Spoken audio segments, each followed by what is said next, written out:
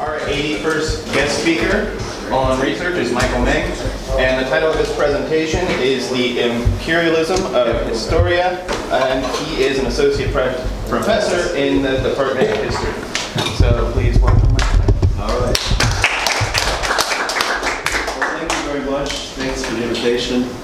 I had a tremendous amount of fun writing the paper, and if I can deliver it with enough zip and energy at 9 a.m., not only because it's 9 a.m., but I have a 2-year-old and a 3-week-year-old at home. Oh. So if I can deliver it with enough zip and energy, hopefully I can show how much fun I had writing it. So first, let me say thanks to Victor for inviting me to give this paper.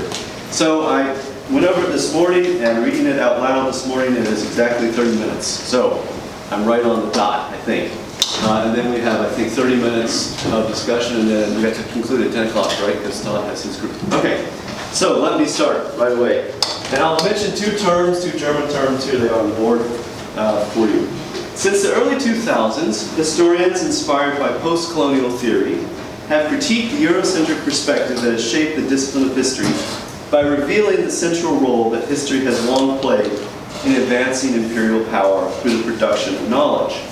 According to this critique, history is a form of governance, or imperialism.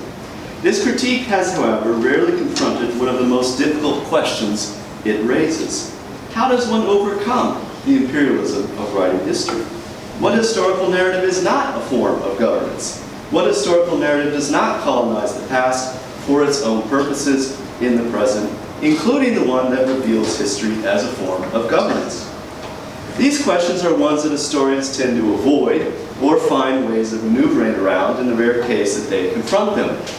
In such a rare case, Greg Anderson, a historian of ancient Greece, influenced by post-colonial theory, explored some of these questions in a recently published article in the American Historical Review.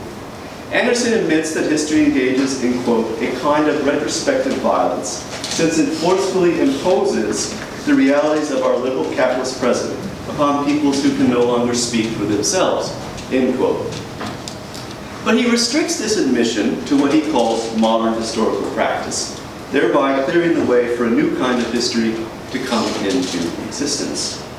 Though I appreciate Anderson's interest in developing new ways of writing history, I do not think he confronts the challenge of doing so, namely the history of history as it has developed in the West, quotation marks. To speak of the West is terribly imprecise, so let me be clear about how I understand this term. What distinguishes the West from other cultural traditions in the world is the dominance of Platonism and its various manifestations from Christianity to British empiricism. If you might doubt the dominance of Platonism in the Western tradition, this claim will no doubt be unacceptable to any proper empirical historian who cherishes the opportunity to critique arguments as productive. We circle from one generalization to another. Are we stuck? Let me respond to this conventional criticism by the empirical historian by thinking about what it presupposes. Any generalization is reductive.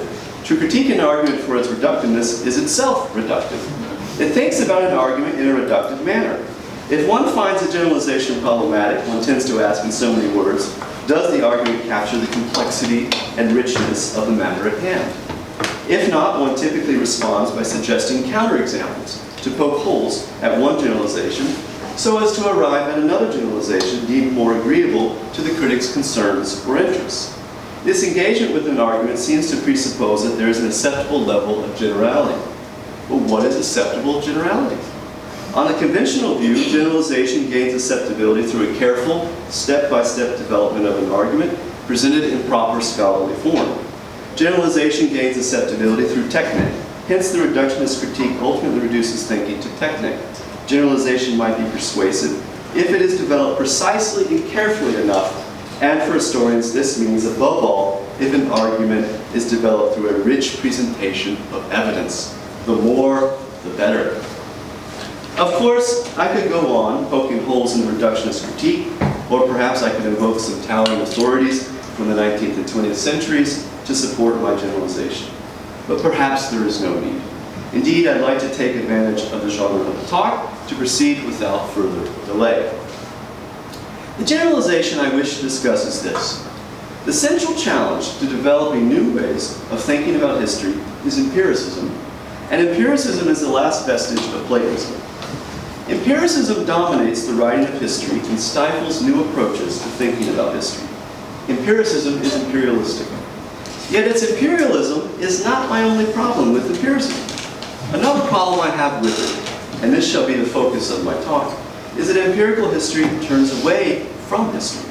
Empirical history is the oblivion of history or time. If to some this claim may sound strange, to others it may sound like a silly slogan that I made up after reading too many French philosophers. Let me explain what I mean by moving to the German philosophical tradition. In German there are two words for history.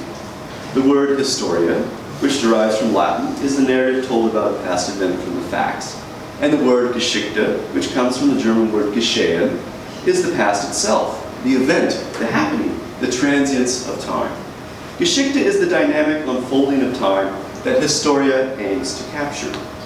Historia views Geschichte as an object that has been lost and needs to be salvaged.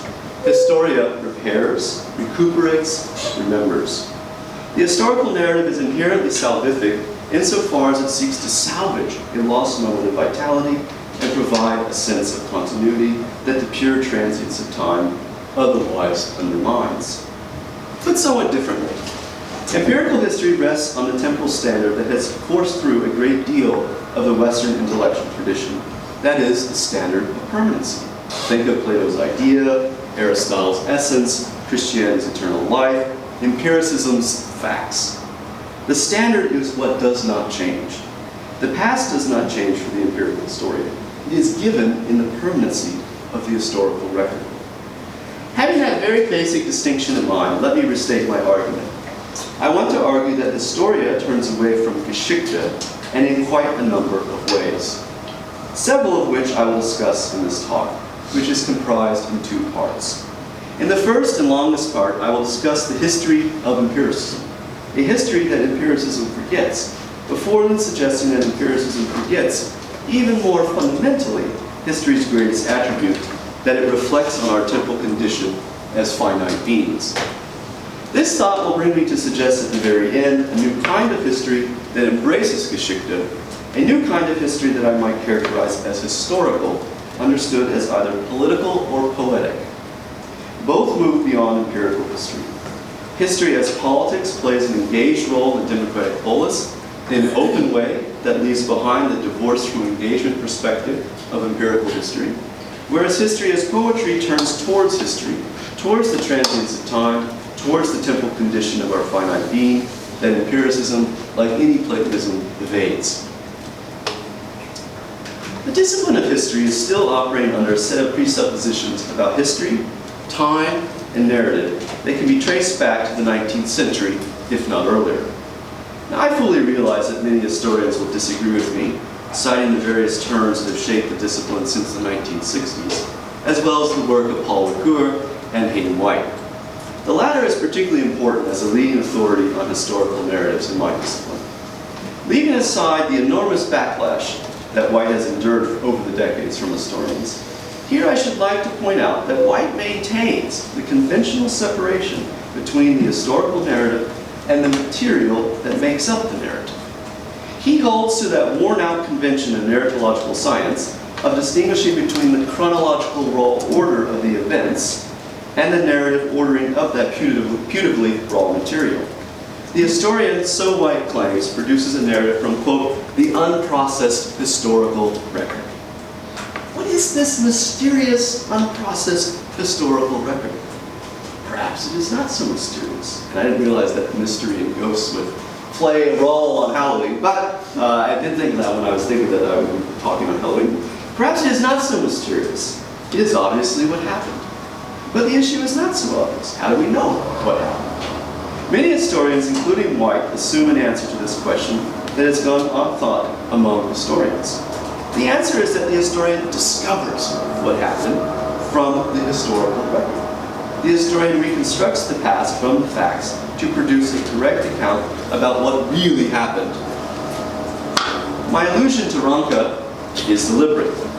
I do not think historians have moved beyond Ranke, despite numerous critiques of empiricism from Hegel to Sellers. There has been no paradigm shift in the discipline since its consolidation as such in the 19th century.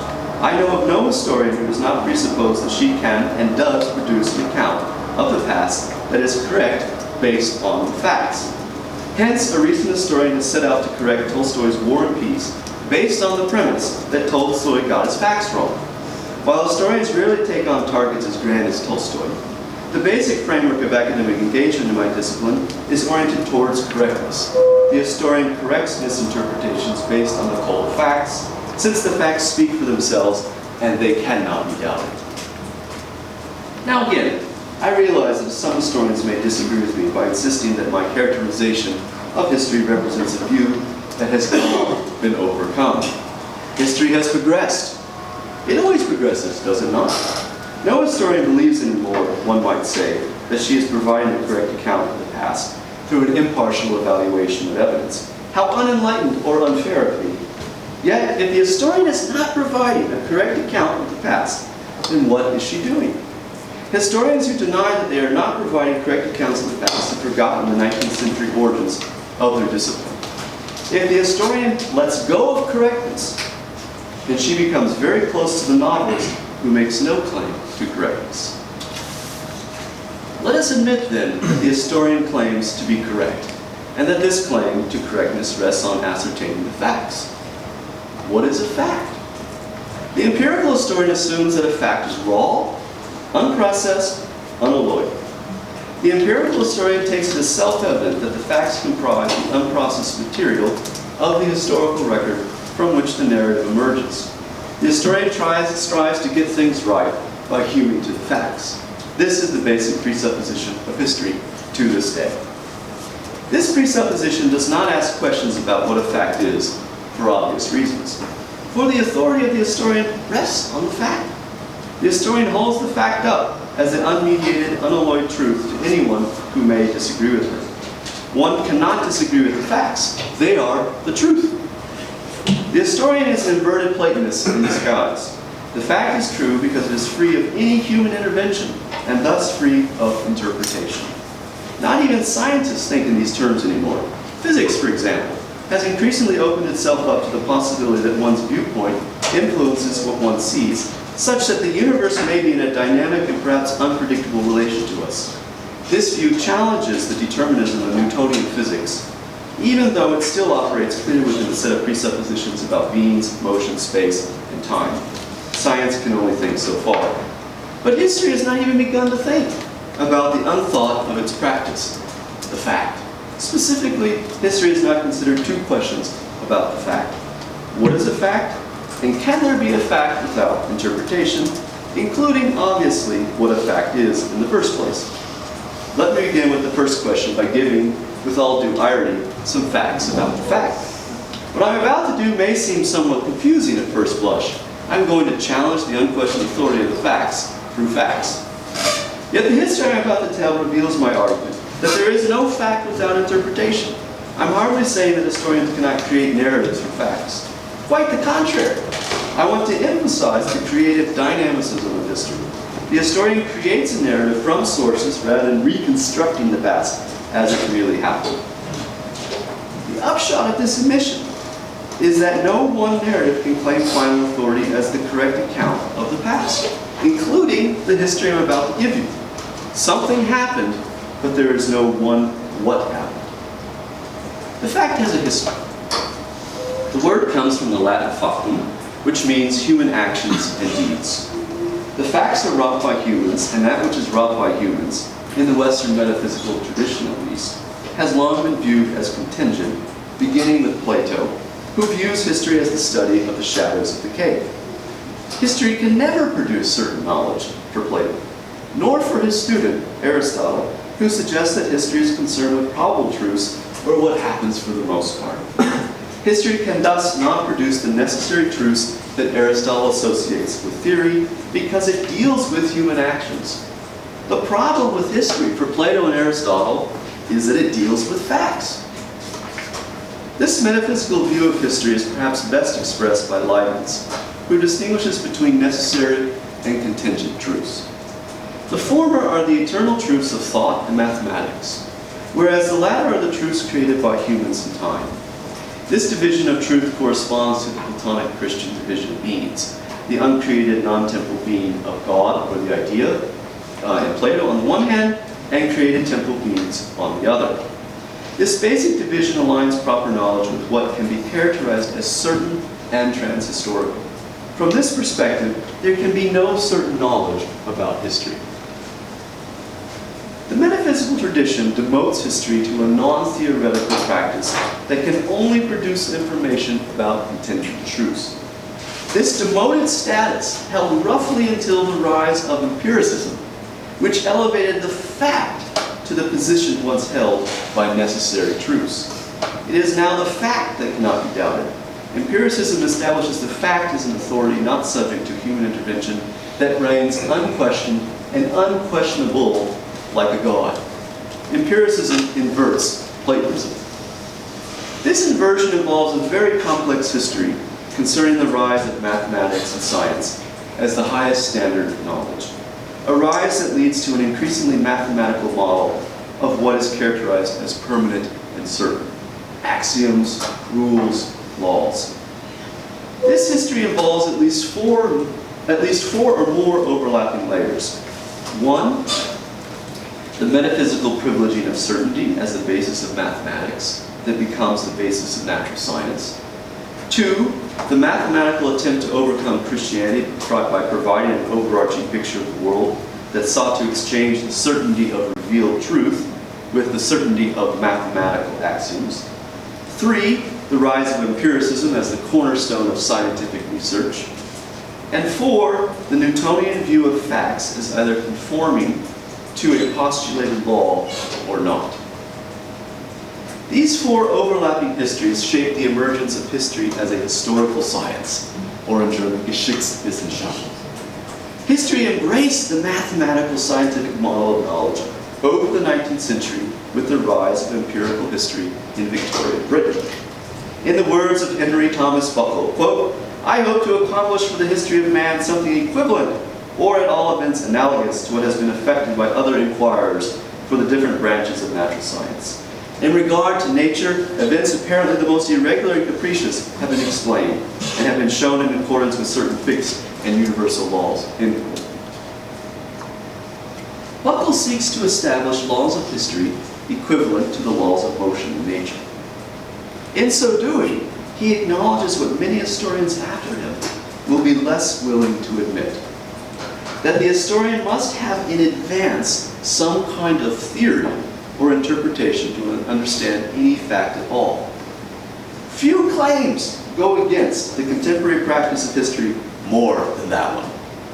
This is so because, and this brings me to the last step in my history of empiricism, historians still follow Ranke, whose influence on my discipline has been immense, in believing that they inductively arrive at an interpretation from the raw facts. Like Buckle, Ranke wanted to make history a science, but he opposed Buckle's Newtonian approach of applying general laws to history. A nominalist, Ranke maintained instead that the historian moves from the fact to an argument, or the particular to the universal, or fact to interpretation, right? There's different ways of articulating that dyad. With limited, and this is the most important point, with limited intervention from the historian, because the unalloyed facts somehow, and I'm not sure how, suggest the argument that the historian ends up making. But I've read a lot of Ranke over the last 2 months, and this is definitely what he says. Ranke insisted on this point because he wanted to bring history out of politics. He's very blunt on this. And make it an objective science that could claim to produce certain impartial truths through the fact. And the fact is crucial for him because the fact is unalloyed. There's no human intervention in the fact, even though obviously a fact is produced by humans. Ranke's view holds to this day. Even historians who are willing to admit that they must have an interpretation in advance to make any sense of the facts that they are interested in are probably less likely to acknowledge the upshot of that admission. That by not presenting merely a collection of raw facts, they are presenting an interpretation of them that must in some way express a particular interest or group of interests. They are less likely to admit what Adorno says bluntly, quote, history is possible only as the philosophy of history. He adds, moreover, any historiography that denies this is simply unaware of itself and its own requirements. As Adorno knows, empirical history denies that the historian engages in a philosophy of history, or more bluntly, in politics. This denial is inherent in empiricism, for empirical history is, to repeat, oriented toward a mathematical scientific model of knowledge that wishes to view itself as divorced from politics. This view is bedeviled by problems. Empiricism has been challenged by Hegel, and Bill's in the room, so here's a nod to Bill, through idealism, and by Hume through empiricism. Very simply put, there is no unmediated, uninterested fact, as Hegel demonstrates in his discussion of sense certainty, and history cannot possibly yield any necessary certain truths for Hume, because in order for it to do so, the historian would have to know every particular relation that has unfolded in history, an impossible task because for Hume, history is not ended. What is my point in all of this? It is this. Empirical history forgets history in a twofold and interrelated sense. One, it forgets its own history, the history of the fact. And two, it conceals its own involvement in politics by forgetting the history of the fact as a contingent product of history. By way of concluding, I'd like to point out one final notion of forgetting. Namely that empiricism turns away from the very essence of history, time or finitude. Let me illustrate my point through an example. The example is a book that I teach often, Primo Levi's If This Is a Man. If I were to teach or write about this book from the conventional empirical perspective, I would be interested in evaluating Levi's account in terms of correctness. Or, as historians prefer to put it, I would try to determine the extent to which Levi's account can be characterized as, quote, representative of the punitive whole of the Holocaust. What does Levy tell us about what really happened at Auschwitz? To explore this question, I would gather as many additional sources as possible, under the assumption that I can arrive at a correct or at least credible account of what happened based on a mass of sources, and historians are quantifiers. I was in graduate school, and I remember one of my professors said, you always had to have at least 4 or 5 footnotes per page. I have no idea why. But he said that. And it still sticks in my head as, quantification, sources, and they have to be huge sources, huge footnotes. The longer the better, often in a dissertation especially. At least credible of what happened based on a mass of sources, the more the better.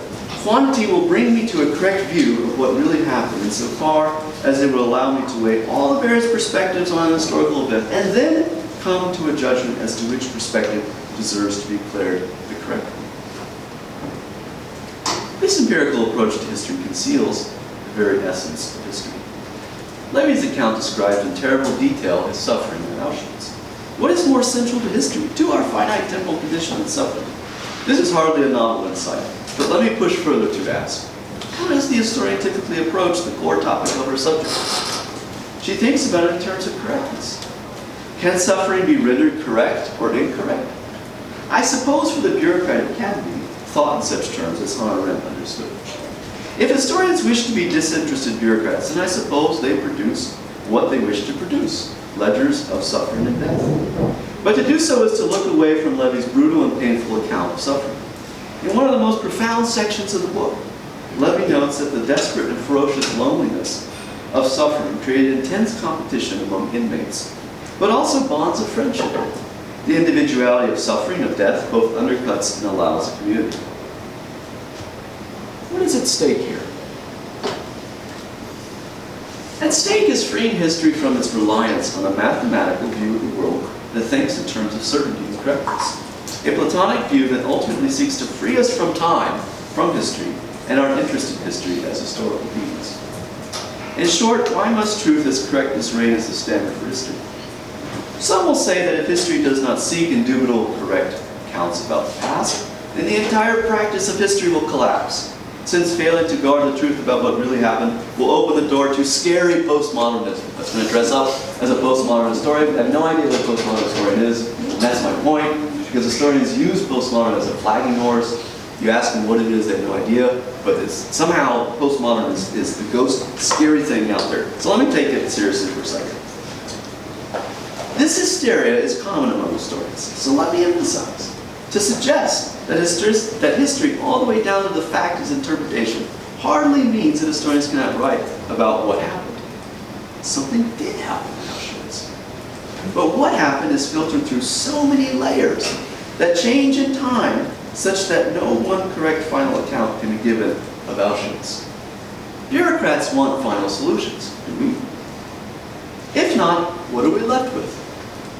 I see at least two possibilities. One is that we have a plurality of interpretations that enter the marketplace of democratic debate, where equality is presupposed, meaning that any interpretation can be criticized, challenged, debated. We have history as democratic politics, as Adorno notes above. Different philosophies of history compete with each other without a final resolution ever emerging. For how can one philosophy of history claim authority over another in the absence of the possibility of attributing final authority to any one interpretation? Such open competition over the past would affirm the political involvement of history rather than hiding from it in the assumed neutrality and certainty of the fact. The other possibility would be to open up new ways of thinking and writing history. Let me suggest one such way. The beauty of studying history is that it brings us precisely to what the mathematical scientific worldview has the propensity to close off: our temporal condition. Even the most adventuresome of spirits in science these days, and here I'm thinking of Lee Small in physics, still seem attracted to locating a final and certain interpretation of our world. History disrupts this metaphysical habituation to certainty and finality. History brings us to time, to Geschichte, to the exceedingly complex condition of change that humans have struggled to make sense of since the ancient period. Since the ancients, philosophy has produced very elaborate reflections on time. But the one I encountered 16 years ago, which has intrigued me ever since, is very simple. It is Augustine's account of time in Book 11 of the Confessions, where he admits frankly that he has no idea how to express the sheer complexity of time. History could explore this complexity in a great variety of ways, bringing history much closer to poetry, literature, and philosophy than to science. One way would be to embrace the fact as situated dynamically in time, rather than somehow standing outside time. There are facts, but they change as the historian changes with them. This view would have consequences not only for how we approach facts, but also for how we interact with each other as a community of scholars engaged in a creative process of constantly rewriting the past. The current model of scholarly engagement tends to involve one scholar correcting the views of past scholars. The model is driven by correctness. For historians, the impulse to correct issues in an obsession with evidence, especially unarchived. Thus, to change our view of the facts is to change our view of the discipline itself. If we open ourselves up to a far more dynamic view of the facts, then we open ourselves up to a far more dynamic view of history as an ever-changing dialogue about the past that plays a living role in our present and future. What do I mean by dialogue? We all know what dialogue when we have one. The standard academic conversation that plays out in writing and conferences rarely tends to be a dialogue. It is more like two people talking at each other than with each other. One advocates X against Y, presumably because X is more correct than Y, or in some way better to it. Another advocates the opposite. This is Schmittian conversation, where one seeks to triumph over the other through the force of philosophical argumentation, or, in my discipline, through the marshalling of evidence, of facts. A dialogue is something different. It is an exchange, or better, an exploration, in which both participants open themselves up to transforming their own views as they discuss a topic, that in turn transforms into something different through that very conversation. A dialogue moves without a fixed pattern and changes as it unfolds. Can such a dialogue be extended to history? I see no reason why it could not if we let go of a stubbornly dogmatic view of history as the guardian of the truth, and embrace a different view of history as an always changing relationship with the past. Such a dynamic view of history would recognize the fragility of historical narratives, and thereby move beyond the productionist model of knowledge as something that is recollected, taught, and learned. A model that underpins not only much writing about history, but teaching of it as well in the mind factory that is the technocratic university of today. A more dynamic and more open-ended view of history would not see it as merely processing facts, but rather as a dialogue or exploration about who we are as temporal beings, where we have been, and where we might be going. It would be the end of history as bureaucratic disinterest in the past. Now this may sound enticing and liberating, but the central challenge is obvious. What exactly would a new poetic kind of history as dialogue look like? Or is all history bureaucratic? And if so, then are we stuck with a history that is oblivious to history? Are we stuck in the iron cage and left describing the bars in front of us, as I have just done? Thanks. Questions? Yeah, go ahead. So in my research, I'm taking somewhat of a historical approach to, specifically to the history of correctional officers' handbooks and like how they've changed over the years. So Foucaultian kind of. Yeah, kind of like a genealogical fix. And so with this new approach to, or this different approach to history that you're Alan, how would it be framed? Like you said that a history of where we've been, where we are, and where we're going. But how could you frame that? Well, I think, so I try to lay out two possibilities at the end. One is, I say, political, and the other is poetic. So my immediate response to your project would probably be that it falls into a political way of thinking about history. Now let me just explain a little bit more what I mean by that. I think history is always engaged in politics. The issue is that historians tend to hide from it. They tend not to be very upfront about it. They don't, in other words, defend a position and rigorously defend it. They say that it's in the fact. And so what I'm suggesting is if we want to stick with that model, which I don't think is a bad model. I'm interested, I think, obviously, in a more poetic model, but I don't have a problem with the political model, is let's be upfront about it. And so I think that Foucault, to some extent, is upfront about it. To some extent, maybe he's not. I think sometimes, actually, he falls under some of my critiques, actually. Todd's not here, it's too bad. I'll ask him about it when I meet with him, I think, in a couple of days. But I think I would say that your particular project can be very upfront about it and say, why are you interested in this? And why is it important to the very democratic goals that we're interested in? What's at stake? And defend the position rather than trying to hide behind it. So the other one is your project on campus, which I'm very inspired by as well. That's very political, obviously, and maybe poetic as well. So does that answer your question? I don't know if it did. So it's not just a description of what happened. No. Yeah. That's what Okay. So it's engaging in the political aspect of what that history has been and what it can be. Yeah, because think about it this way.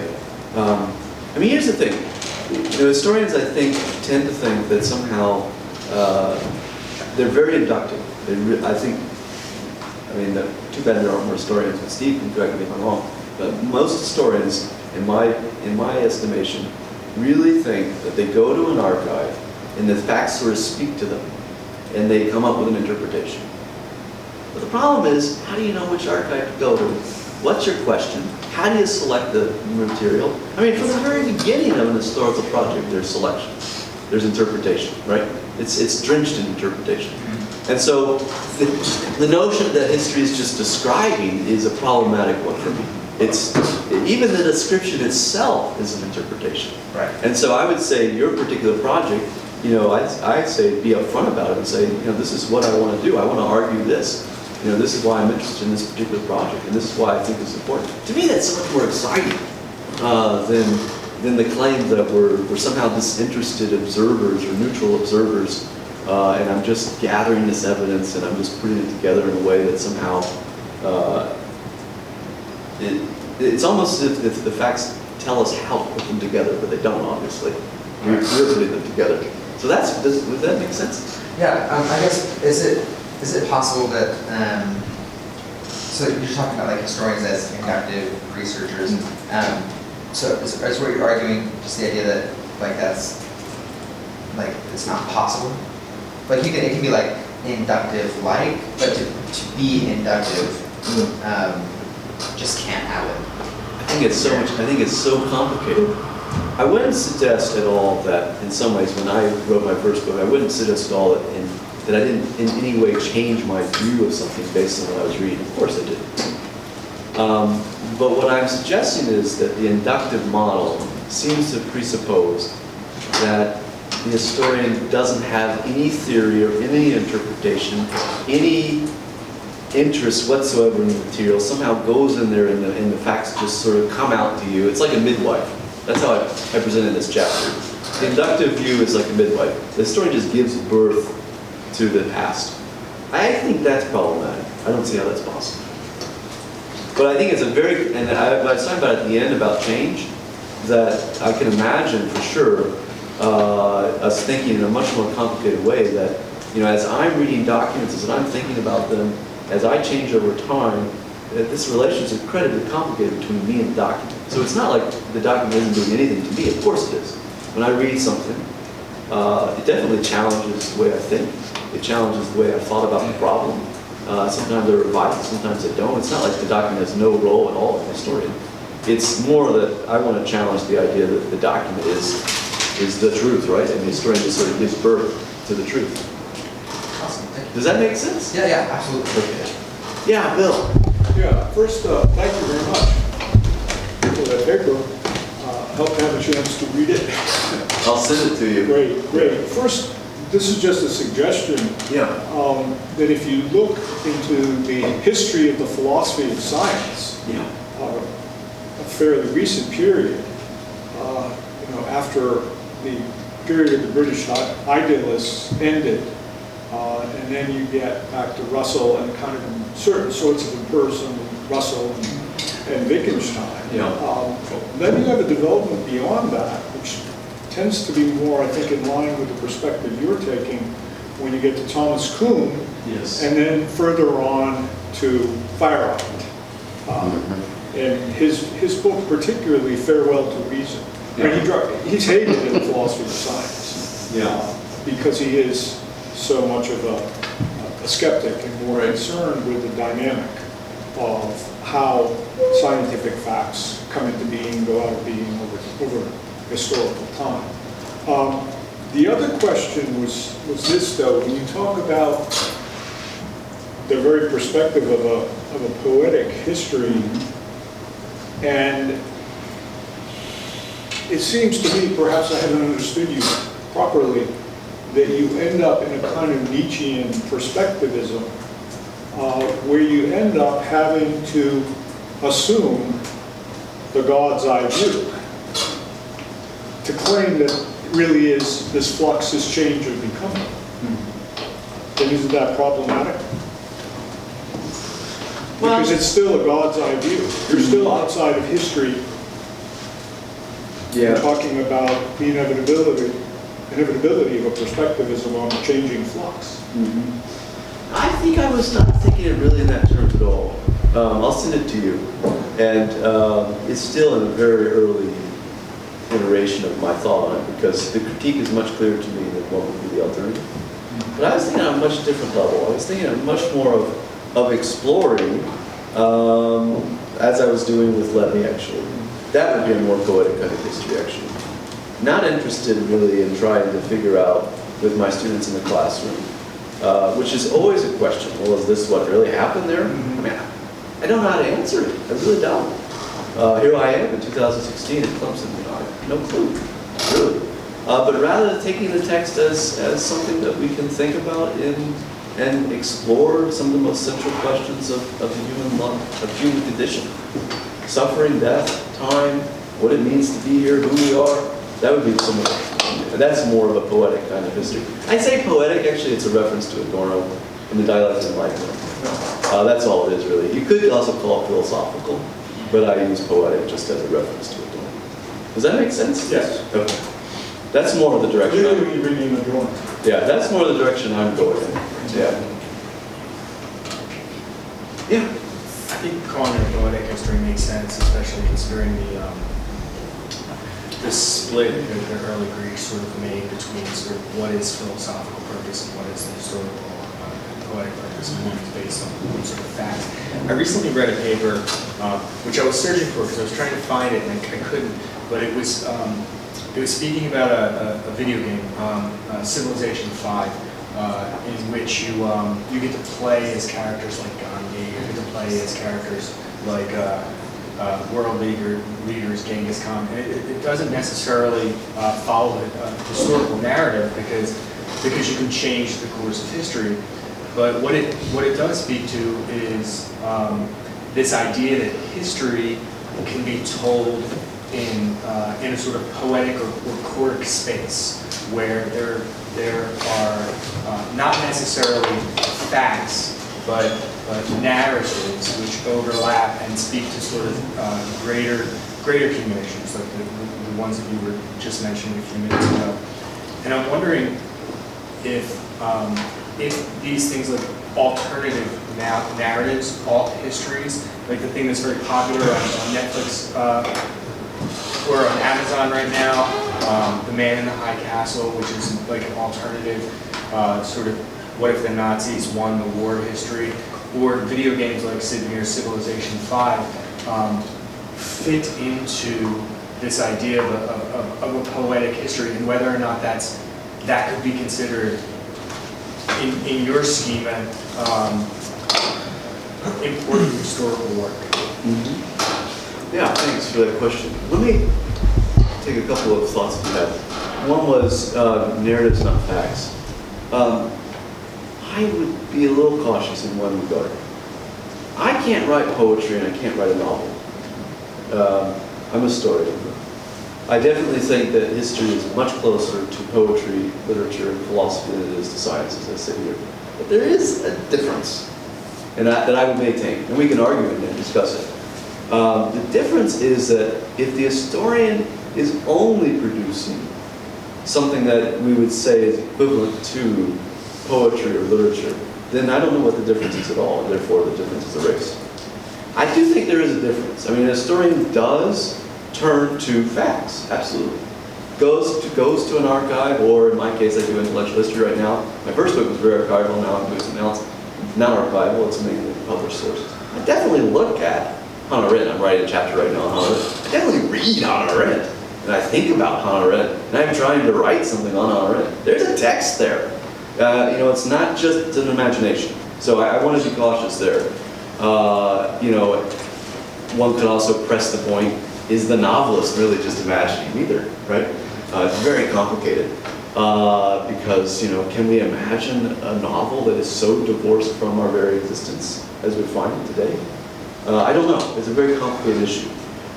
So I would be a little hesitant there because I don't want to say that, in other words. I wouldn't want to go so far as to suggest that the historian is merely producing something that is just like literature. Because there is a difference in my view. Now, Tolstoy has a lot of fun with this, and he says, well, the historian is less truthful than the novelist. That's a really interesting point. Very interesting point, because Tolstoy wants to say that the novelist is precisely the imagination of the novelist that allows the novelist to be more truthful, allows the novelist to think about a particular event, for instance, the Napoleonic Wars, in an imaginative way that the historian can't, because the historian is restricted to it. So that, I guess, is a bundle of issues that we can think about. Now, in terms of your last thought, I must say that I just don't know those. I'll have to look at them, but I appreciate it, and I'll take a look at them. Yeah, I just don't know them. Yeah, they're basically just games where you play as historical figures, and they're rooted in history. Yeah.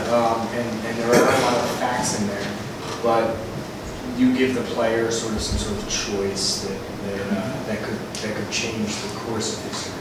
Mm-hmm. So they're interesting things. Yeah. Thank you. Yeah, Steve. I've got a couple points. I don't know if I want to waste everyone's time, particularly because we've talked about these things before. But a couple of thoughts come to mind. One, I just wonder if you're. Let me say first, it's really useful to have this critique, and it's beautifully done.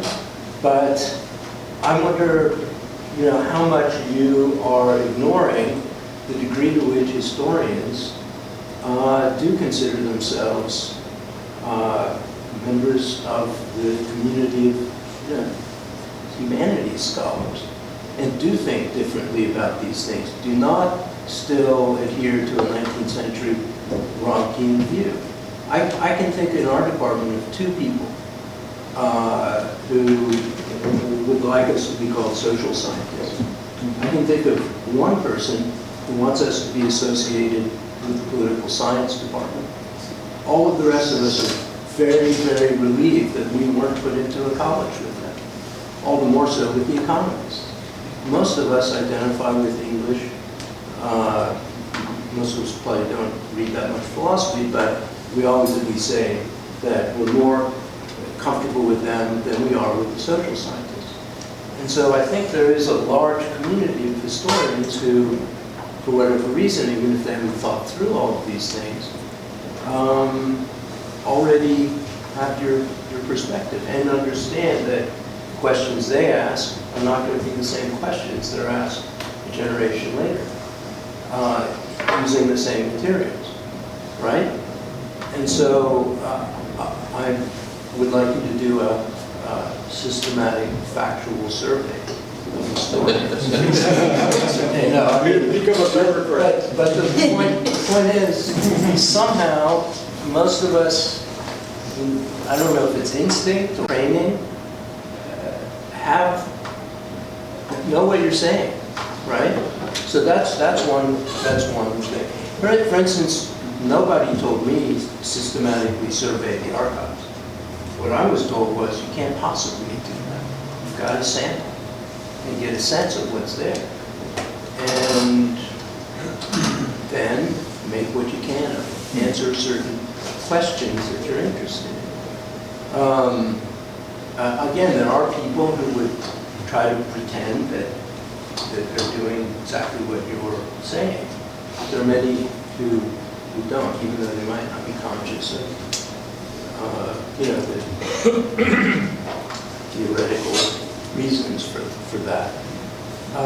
So that's one thing. And the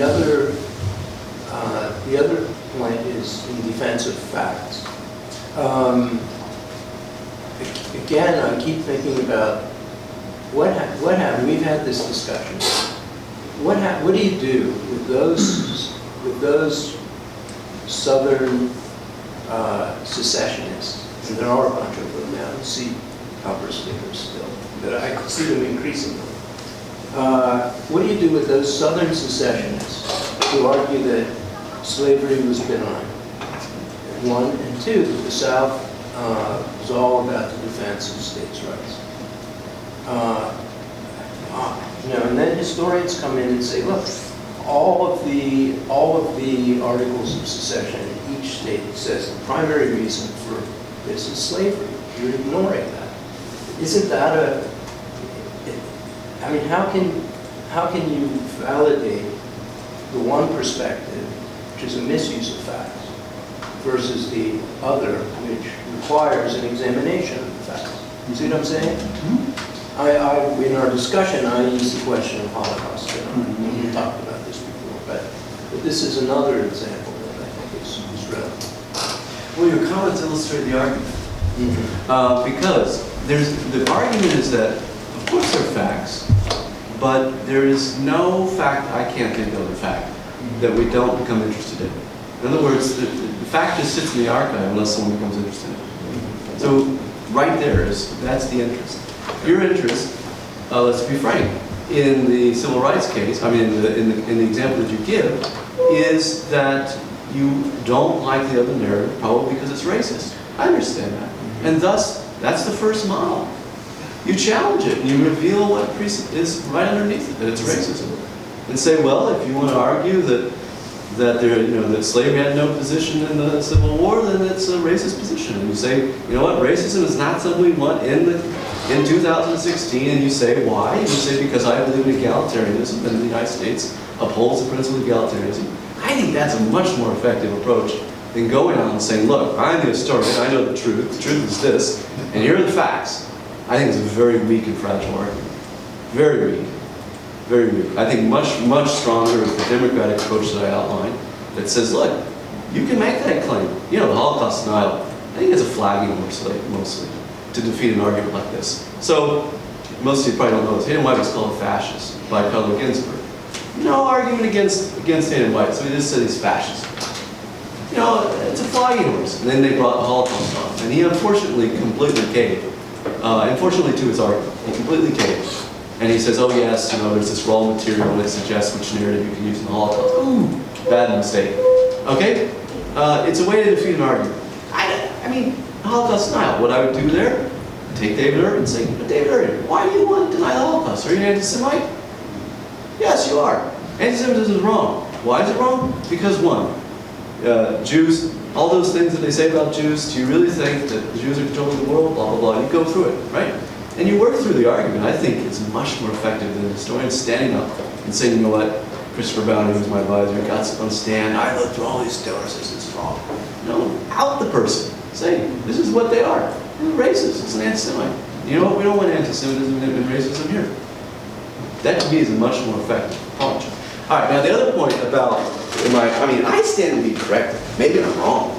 Maybe I'm wrong that most historians aren't wrong. I don't say you're wrong. But I think that's there, but it's not totally there. But I don't know of an historian that doesn't think that they can take the facts and produce a correct narrative. I just don't.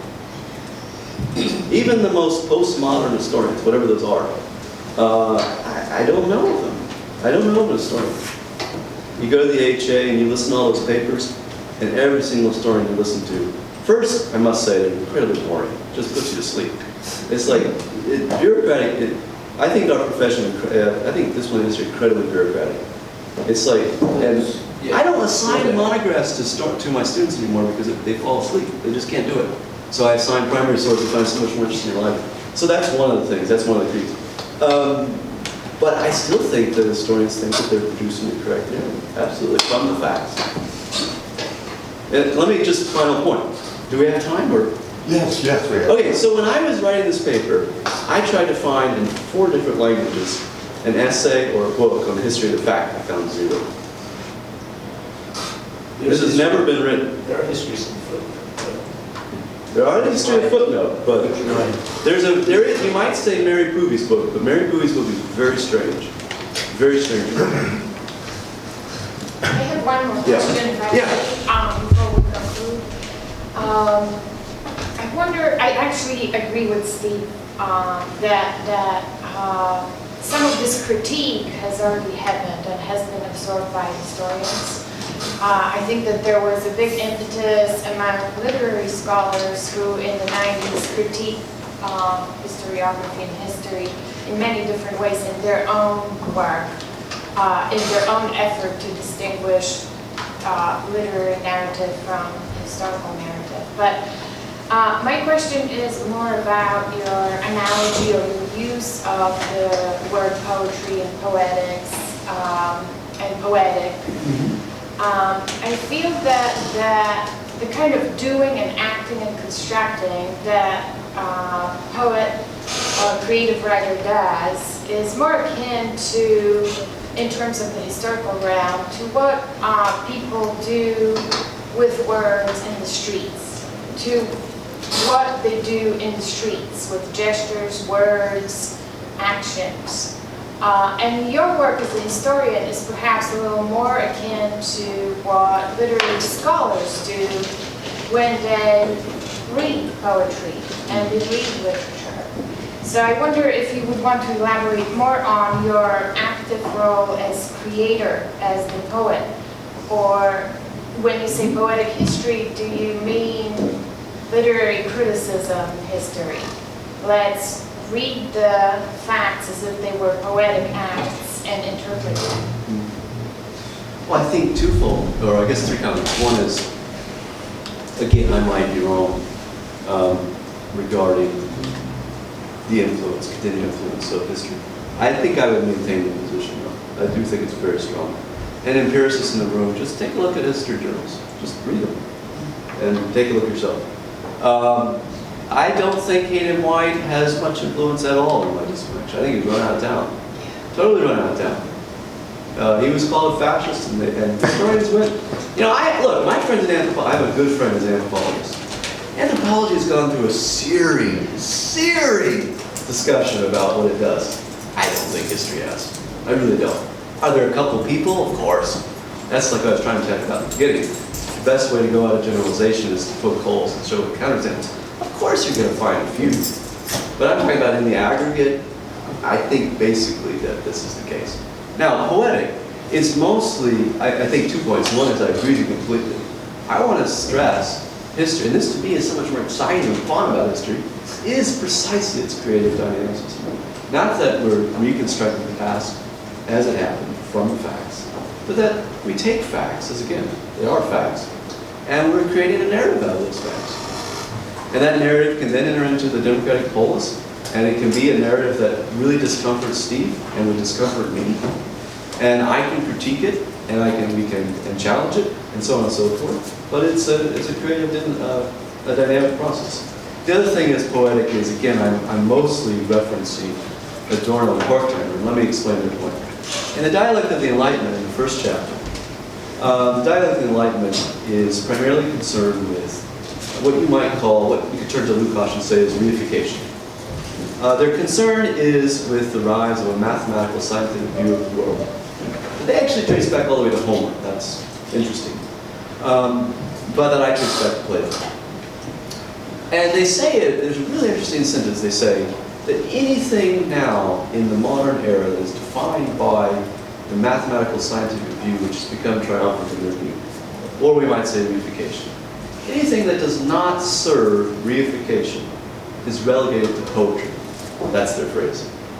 By which I then take to say, okay, well, let's embrace that.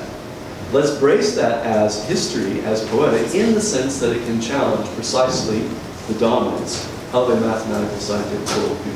What's the problem with that? I have no problem with math. Actually, I loved calculus. One of my favorite classes in college. I don't have a problem with it. The problem is the dominance of it. And the problem is I think that disciplines are different. And I think history is different than literature, than philosophy, even though there's a lot of overlap. I don't see why we need to assimilate history into mathematical science, which I definitely think it has. Now, people can say it hasn't, we can debate that, but I think it has. I absolutely think it has. And thus, it's an oblivion to history, it's oblivion to time. And I definitely see that one. I have to review books all the time. Reviewed the most recent book on the Holocaust, said, I'm going to present the most neutral perspective on the Holocaust possible. That was good. And I'm like, why would you want that? It's bizarre. It's on death. And you want to produce neutral? It's strange to me, but it's very common. Yeah? No, and I'm not disputing, but why is it that we've gone from calling ourselves social scientists to calling ourselves humanities people? So that means something. That means something about our perspective. And I don't know when that shift occurred, but it did. And I don't know what it, I don't know what it means. I don't know how many historians would consciously say what it means. I clearly would say that because I love fiction and literature, and I love literary analysis. You know, and to me it's closer to what I do somehow. But I don't. And I think most of us would say that. Maybe without fully realizing the implication, but there is some shift somehow without it maybe going all the way. Because what you described is clearly the case. Right, but I mean, historians all the time talk about causality. Yeah. Very difficult. Very difficult. I don't want to get into it right now, but I mean, historians stand up there and say, here are the 4 causes of the First World War. Yeah. I mean, I'm sorry, it happens all the time. It's quite true. Incredibly. Is that a point of argument, a position they take in order? I don't think they even think about it. I really don't. Sam Moy did a. Go ahead, Victor. You can be both. Okay, just a quasi-scientist, social scientist, and someone who's open to. Well, I'm thinking of Hayden White. Yeah, go ahead. Years and years and years ago, I saw his book, Topics of Discourse, okay? And he's using the 4 major tropes, okay? Yeah. which he gets from Kenneth Burke, attitudes towards history and so on. Okay. So you can Well, it would be dangerous for us to have a catechism, you say, and this is the way that it has to be. Linear history, chronology. Oh, you can't be anachronistic. Right, exactly. You can go to hell if you do that. Absolutely. Some mortal sin. I didn't You know, even and mention there are that in so there. many people who have done a tremendous amount of work about, and it usually is the influence of cinema, okay, on narratives. You can cut it up and rearrange it, and you get to see things that you didn't see before. Okay. Well, thanks. Yeah, go ahead. Sorry. Yeah. Well, anyway, this is what I have spent, I guess, the last 30 years writing, reading, research, we have a publishing, alliance. on and so on. Okay. Had a conference years ago, writing histories of rhetoric. Okay. And the big thing was we have lost our precious. We lost what? Our precious, our history. Okay. Someone stated that, and it just blew up. Okay. But I remember as in elementary school talking to my mom over and over again about time. Tick, tock, tick. What happens, Mom, between tock and tick? Precisely that. I mean, that's the point. So you say, what is time? That's the famous question of Augustine. And so you say, well, seconds. Well, what is seconds? It's sliced up, moments, nouns. Yeah. Well, what is it? Now, Literature is immense. Linear is the other major. I should have remembered that. Why is this story? I don't know of any. I know no story, and I've tried, failed to write a montage. But I know of no historian that does not adhere to linear narrative. Well, Simon Shaw has ventured into something like that. So maybe there's one. And was criticized for it.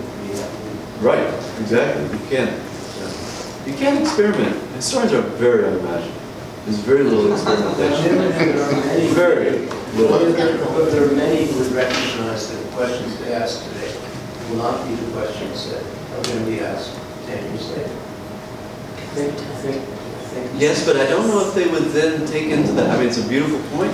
I don't know if they then assimilate into that and say, well, you know what, the narrative I just produced really doesn't have, it's very fragile, and that I don't. I find that historians, when they write with great certainty. So this is it. I mean, just take a look at it. I mean, maybe I'm wrong. I mean, I might be wrong, but just take a look at how historians write. And I sometimes challenge myself, and I say, maybe I'm wrong. Then I review another book that I'm asked to review. No, I don't think I'm wrong. You know, but I mean, definitely there's exceptions here and there, but I think I tend to agree with Victor. The backlash is immense. You're called a nihilist, you're called a fascist, you know, you're thrown out of town, you know. But the main thing is, Sam Moyne put it really wonderfully in an article recently. He said, historians don't think. I think that's actually, and this is the point that I'm trying to make, is let's just have a conversation. I mean, this is a start. Have a conversation about what it is. What is history? What is it? Why do we write it? Why is it important?